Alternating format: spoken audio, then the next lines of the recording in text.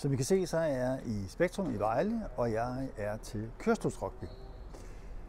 Parasport Danmark er arrangør af verdensmesterskabet i parasport rugby, og det er noget, jeg ikke har set før.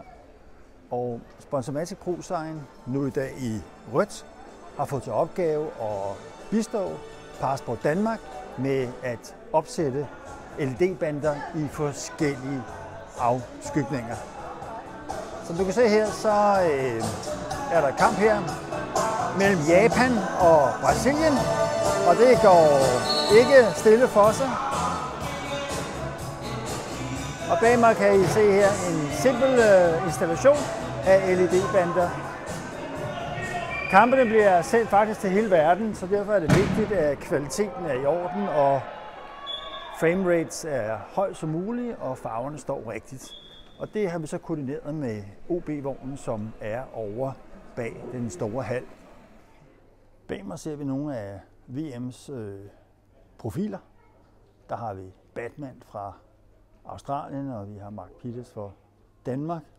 Og vi har i det hele taget en række profiler, som tåler at blive gengivet på en pæn måde.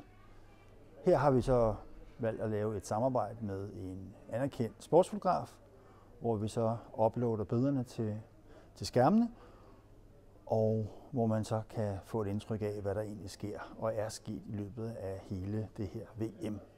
En meget effektfuld måde at kommunikere budskaber og images på. Og nu kan vi gå ind og se i den store Spektrum.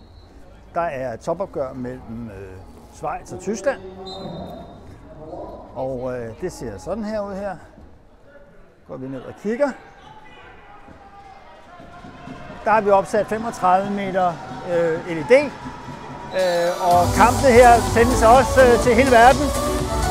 Men det er den danske hjemmebane, så kampene bliver vist på DR2 i denne omgang. Og bag mig kan I se her, at der er faktisk gang i den her. Og stillingen er 17-13 til Tyskland. Vi har hjulpet med at lave koncepterne, hvor lang tids eksponering sponsorerne skal have, og bistået i andre forbindelser. Så det bruger vi en lille uges tid på her over i Spektrum i Vejle. Og er du interesseret i at vide, hvordan vi kan hjælpe dig og jeres projekt, så kan I sådan set bare kontakte os på vores hjemmeside eller på telefon. På gensyn.